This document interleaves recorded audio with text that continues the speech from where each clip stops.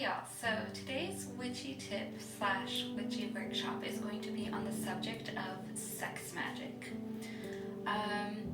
Sex magic is where you use your sensuality and sexual energies to draw in and add that extra emotional charge to what it is you're calling in when you're manifesting something. And so that said, next part I want to touch on about sex magic, and this has been something I've noticed in my experience as well as just listening to other sister goddesses in their experiences that maybe some of the new baby witches don't know about, or maybe this is like a missing part of the puzzle for some of you elder witches or wherever you are in your journey.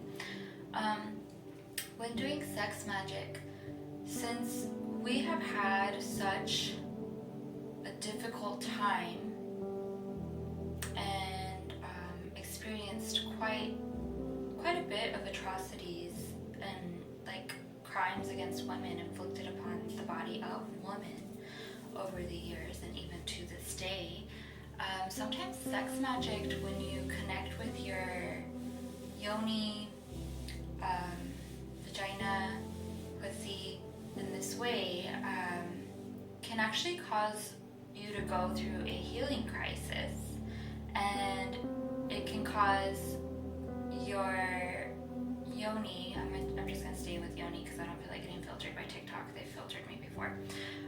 So your yoni will start going through expressions of these suppressed emotions, which some of these suppressed emotions, they're not just from this life. Some of them are from past lives, because we come in with our records and programs from past lives of things that we are working on healing in this life. And so all the memory is right there. And when we get into sex magic or even healing our connection with our yonis, a lot of stuff from past lives, as well as ancestral stuff, as well as our own stuff, is going to come up to express itself. And sometimes this can be really uncomfortable. Sometimes you might get a rash in this area for quite a while and doctors don't know what it is.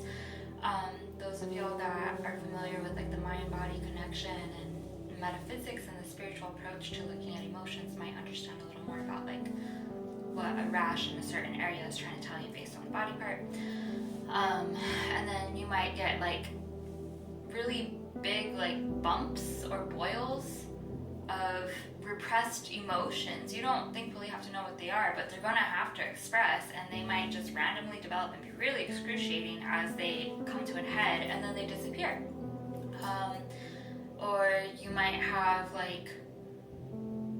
a couple weeks of constantly needing to urinate or feeling like you need to urinate, which again, the mind-body connection, skin has to do with identity. So if you have a rash in this area, think about your identity as a woman. Now think about your identity as a woman witch, right?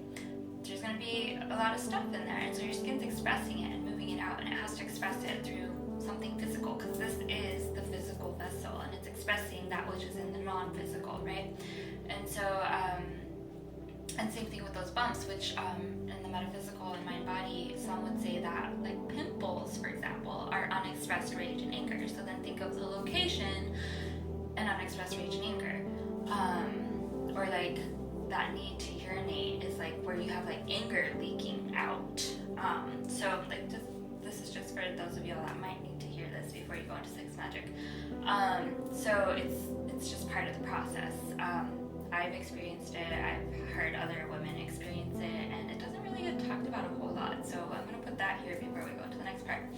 So there's that to be aware of. And remember, your yoni is not to be exploited. She's a central and sacred part of your physical vessel. So when doing sex magic, don't approach a toxic masculine patriarchal figure that we're trying to deprogram within ourselves. Don't approach and be I'm gonna get off and get an orgasm, and I'm gonna create a sex magic ritual of manifestation this way, and then just hit it and quit it with yourself, and then walk away and then wonder why I don't know why I keep attracting these guys that hit it and quit it with me. Well, maybe because you're hitting it and quitting it with yourself. You need to take care of this area, especially if you're going to work with sex magic. So So yeah, there's a lot that goes into sex magic on a very emotional, not just esoteric level.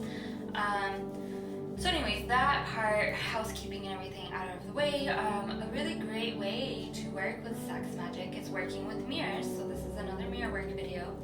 And you can work with a mirror and draw a sigil that represents what you are calling in.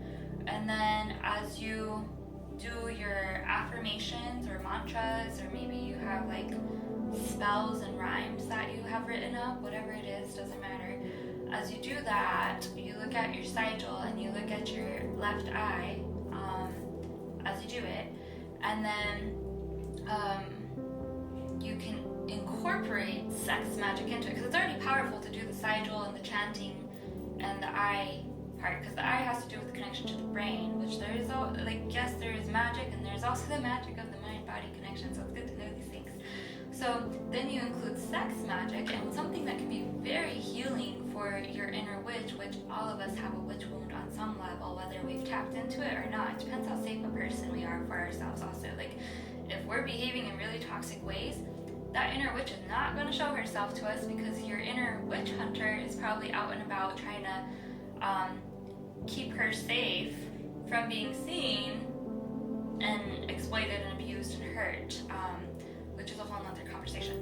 But anyway, so you can then incorporate sex magic, and one way to do that, you can do it through like self-pleasure and just touching like over the clothes and wearing something sexy.